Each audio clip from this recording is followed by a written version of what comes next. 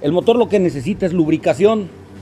Creemos que entre más gasolina vamos a enfriar el motor o entre más aceite lo vamos a enfriar, no, vamos a protegerlo, pero vamos a carburarlo de una manera adecuada. Los que los fabrican dicen, a lo mejor no saben carburar exactamente. Métele bastante aceite, no vas a exponer el motor. Tal vez pues sea una de las consideraciones que hicieran. Nosotros llevamos a la práctica desde 10 centímetros cúbicos, independientemente de la biela y del embalaje que llevaran, con una mezcla de 40-1 para uso general, y nos dio resultado.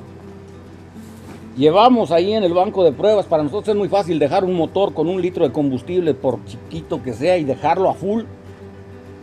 A veces los asistimos en el enfriamiento porque están estáticos. Ponemos un ventilador abajo. El que pasó la prueba sin ningún problema de manera inicial fue el NG, de 9 centímetros cúbicos.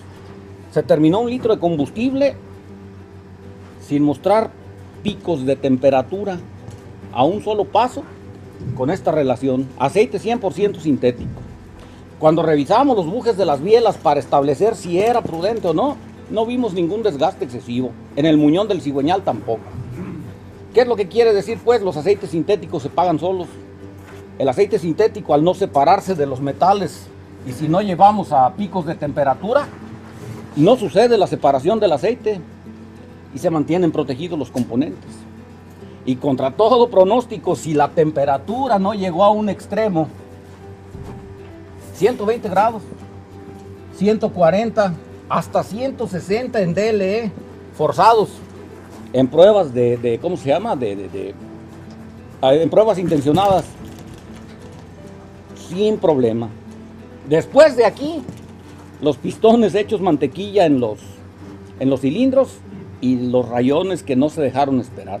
Después de esta temperatura, en vuelo. En estático, pues es más fácil calentarlos.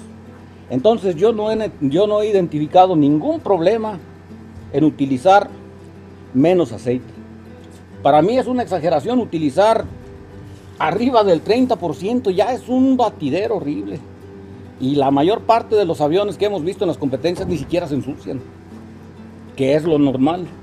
El aceite no lo estamos utilizando, lo estamos tirando. Es un tabú eso de no le muevas, no. Colocamos el sensor. Se supone que en la corredera que tenemos, dejándolo flojo, si está todo adelantado o todo atrasado, el motor debe de prender. Si no prende, no es por el tiempo. Si el motor no arranca es porque hay algún problema. Y diagnosticar después es bien fácil. ¿Está llegando combustible? Sí hay. Lo podemos ver en el carburador. Tenemos corriente, ok, aquí hay que tener cuidado. Hay quienes me hablan por teléfono, oye, estoy probando la ignición y no hay chispa. A ver cómo lo estás probando. Ya le quité la bujía y no veo la chispa en el capuchón. No dejes el capuchón sin la bujía, porque si el arco de alto voltaje se forma dentro del capuchón, vas a cortocircuitar el módulo. La forma correcta de probarla es quitar la bujía, la pones en el capuchón y giras la hélice. Una vez que me checas si ya hay corriente, que no esté cruzada la bujía por algún desecho de carbón, está limpia. Si hay corriente, si hay gasolina, debe de encender. Ok, si hay gasolina, pero no sube al pistón. Okay, eso ya es otro nivel. No está subiendo al pistón, si hay gasolina en el carburador, pero no sube al pistón. Ah, ok. Es que tus valeros del cigüeñal, alguno perdió el sello. Y en lugar de hacer el pulso aquí, está tomando aire por el sello que se dañó del... Los motores de hoy en día no traen el retén que traían en la punta del cigüeñal, como Senoa o algunas otras marcas, o Seno, como se diga. Traían el cigüeñal con sus valeros y un retén. Ese retén, si se dañaban los sellos de los valeros, el retén se encargaba de que el motor no respirara o no hiciera admisión por el cigüeñal. Al hacer succión o al hacer presión en el bloque, buscaba el camino de menos resistencia y era más fácil pasar a través de los valeros que hacer la succión por medio de la válvula Reed. ¿Cómo ajustar el tiempo? Si ya prendió, con el motor encendido y de preferencia a tope el acelerador, con mucho cuidado, hay que mover de punto a punto el sensor. Yo acostumbro a adelantarlos todos y cuando el sensor está dentro de rango, salgo a volar y no escucho que petardee el motor arriba. Desarrollan bien la potencia, pero cuando se pasa el tiempo, cuando lo avanzo demasiado, empieza a cacarear ahí arriba como las gallinas. Y no se carbura por nada, no lo puede uno bajar, no puede quitar la carburación cerrando el combustible, ¿no? Al bajar, lo hicimos hoy en la mañana, ¿con quién fue? Su motor el día de ayer lo adelantamos, por alguna razón lo adelanté. Y hoy después del primer vuelo, cacareaba el avión como a medio rango, ¿verdad? Y eventualmente en alta. Después de que bajó, así agarramos el sensor y lo regresé 1 grado o 2 hacia atrás. Normalmente es lo que necesita. Después de que se pasa de adelanto el sensor, lo retraso 1 grado o 2 y ese es el punto óptimo para funcionar el motor en vuelo. El módulo se supone que la curva interna que está programada en el módulo de encendido retrasa el tiempo cuando está parado el motor para un arranque fácil. Y después, a medida de que aceleras, adelanta la curva, o sea, la modifica. Ese es el trabajo del módulo. Si yo giro la hélice hacia la izquierda, avanzar el tiempo es girarlo al lado contrario, hacia la derecha. O sea, si esta es la hélice y el sentido de giro de la hélice es hacia acá, entonces adelantar el tiempo es girar el sensor hacia acá, al lado contrario. La idea mía es traer el pelacables incluido. Esa es la verdadera razón. Y no asustarse por la temperatura. Los motores trabajan calientes. Un motor que trabaja caliente es feliz. Un motor frío dura menos. Son motores térmicos, sí.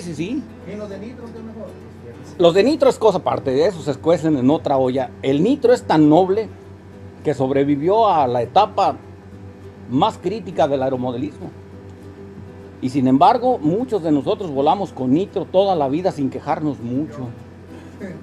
Entonces se pueden dar cuenta de la nobleza de esos motores.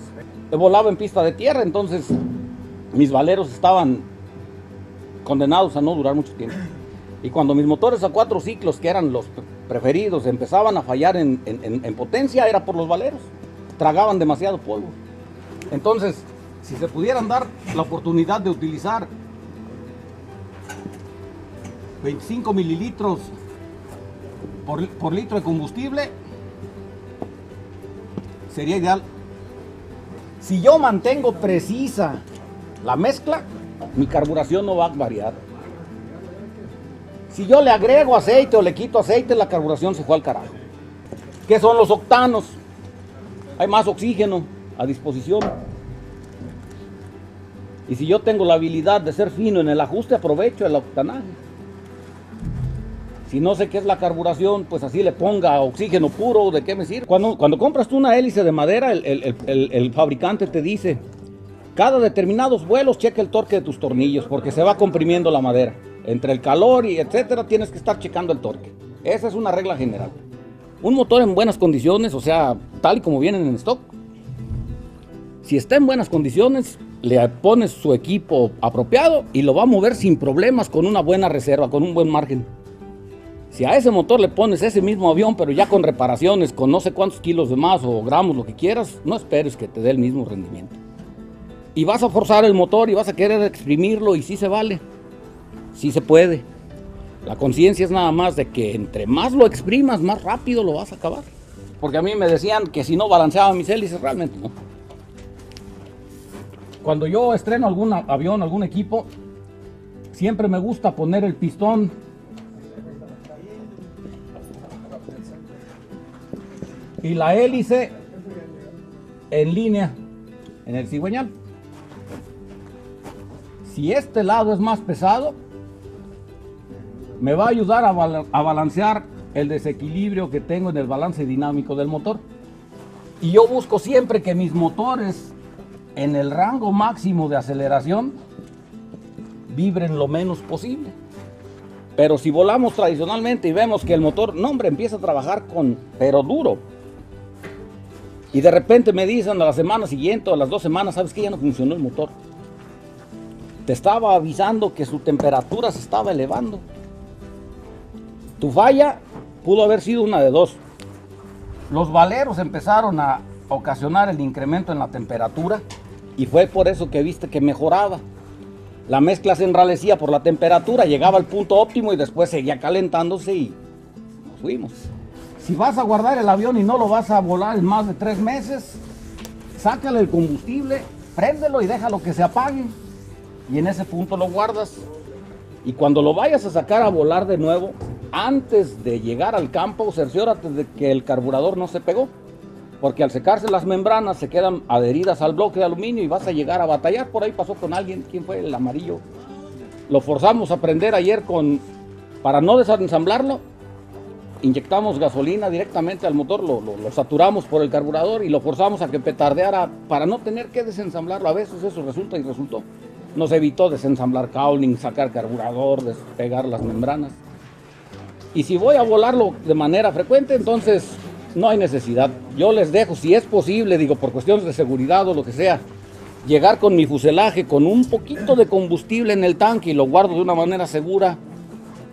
Es mejor así porque llego al campo y en la primera, pero nunca posado sobre el cigüeñal. He conocido hangares en donde están todos los aviones en la orilla y todos sobre la punta del spinner. Aun y cuando les acomodan una esponja o cualquier cosa, si duran mucho tiempo así, lo más probable es que el día que lo saquen los valeros ya no sirvan.